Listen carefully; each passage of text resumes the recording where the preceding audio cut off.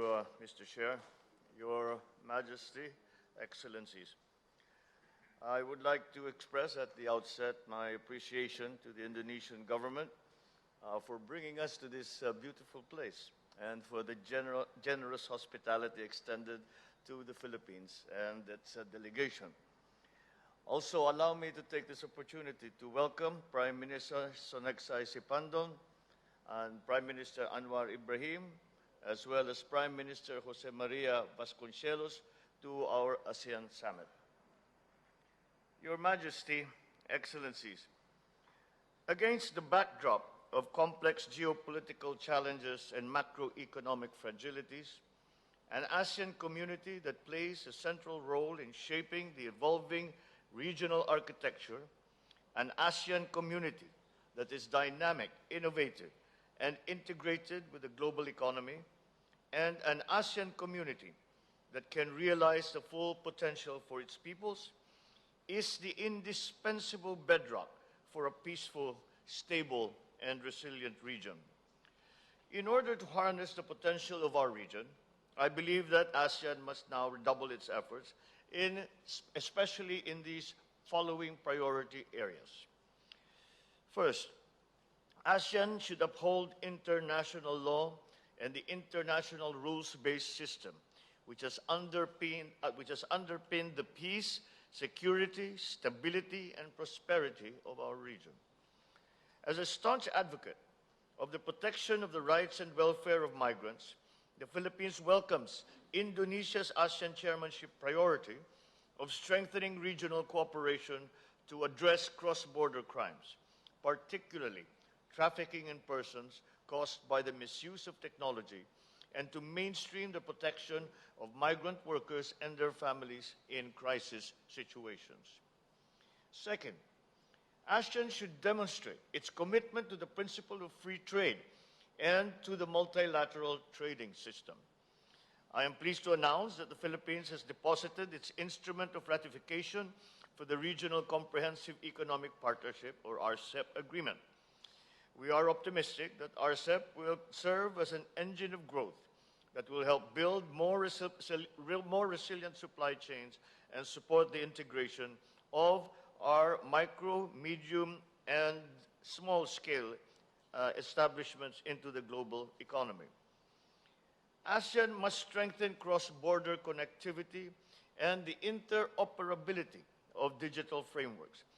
We must forge a vibrant digital economy and ensure that our people are equipped with the digital skills for the future so that no one is left behind in the midst of our world's digital transformation.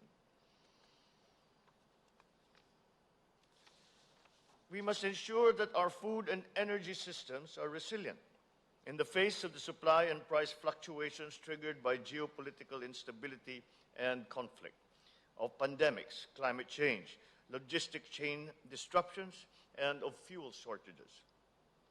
The Philippines aims to strengthen food security and production efficiency via the use of new agricultural technologies, upgrading technical and vocational education and training, and adopting climate and disaster-resilient technologies. Decades of sustained economic growth and prosperity has resulted in longer lifespans in ASEAN. According to the Asian Development Bank, 1 out of 4 people in the Asia-Pacific will be over the age of 60 by the year 2050. I think, therefore, that it is time that ASEAN should start discussing the concerns of an aging population, consistent with the Asian tradition of valuing our elders. We must view this both as an opportunity and as a challenge, especially in terms of adequate social benefits on the one hand and social empowerment on the other. ASEAN goals and work plans should ensure health for our elders, a safe and dignified and productive life. The Philippines will take bold steps to transition to renewable and alternative energy technologies in a secure and sustainable manner. Recognizing that a cleaner energy future is anchored on the supply of critical minerals, ASEAN should now start enhancing regional cooperation towards boosting the region's strategic industrial metals and minerals value chain. Third, ASEAN must be united in urging developed countries to fulfill their long-standing commitments to the Paris Agreement. Although developing countries such as the Philippines only account for less than 1% of global emissions, our countries bear the brunt of the devastating impacts of climate change. Developed countries have a moral obligation to support adaptation and mitigation efforts for the most vulnerable countries through technology transfer, capacity building, and climate financing. This to address loss and damage and to achieve the necessary breakthroughs for climate action at a global scale. The Philippines recognizes that biodiversity can complement and synergize with ASEAN's initiatives in climate change, contributing to our efforts towards a more sustainable and resilient future. The conservation and sustainable use of biodiversity is also an intergenerational responsibility that the Philippines is proud to support through the ASEAN Center for Biodiversity. Your Majesty, Excellencies, as one community, it is imperative that we provide whole of community support to Timor-Leste as it continues its meaningful journey towards full ASEAN membership. Timor-Leste's membership can only strengthen our ASEAN community as it expands the reach of ASEAN's united front to face the challenges of the 21st century.